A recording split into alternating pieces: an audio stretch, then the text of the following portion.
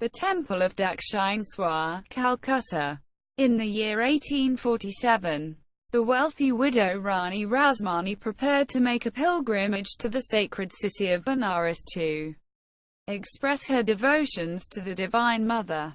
In those days there were no railway lines between Calcutta and Benares, and it was more comfortable for rich persons to make the journey by boat rather than by road.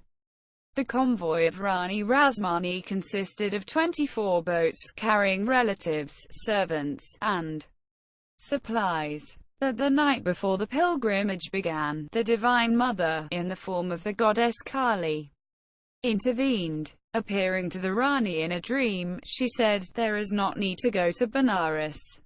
Install my statue in a beautiful temple on the banks of the Ganges River and arrange for my worship there. Then I shall manifest myself in the image and accept worship at that place." Profoundly affected by the dream, the Rani immediately looked for and purchased land, and promptly began construction of the temple. The large temple complex, built between 1847 and 1855, had as its centerpiece a shrine of the goddess Kali, and there were also temples dedicated to the deities Shiva and Radha Krishna. A scholarly, elderly sage was chosen as the head priest and the temple was consecrated in 1855. Within the year the priest died and his responsibilities passed to his younger brother, Ramakrishna, who over the next 30 years would bring great fame to the Dakshineswar temple. Ramakrishna, however, did not serve for long as the temple's head priest. From the first days of his service in the shrine of the goddess Kali, he was filled with a rare form of the love of God, known in Hinduism as Mahabhava.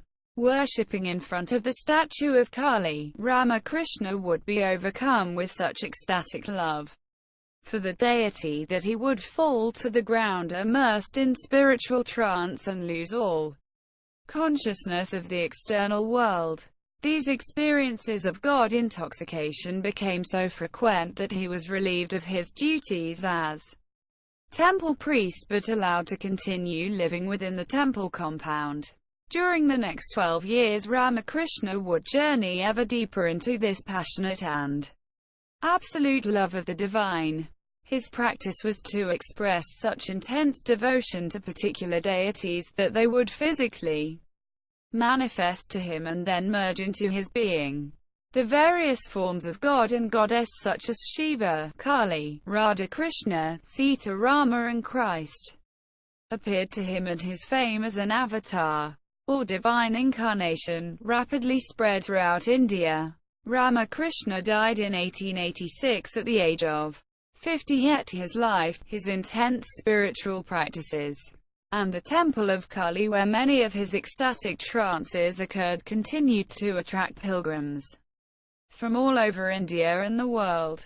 Even though Ramakrishna grew up and lived within the domain of Hinduism, his experience of the divine went far beyond the bounds of that, or any other, religion. Ramakrishna fully realized the infinite and all-inclusive nature of the divine. He was a conduit for divinity into the human world, and the presence of that divinity may still be experienced at the Kali Temple of Dakshineswar.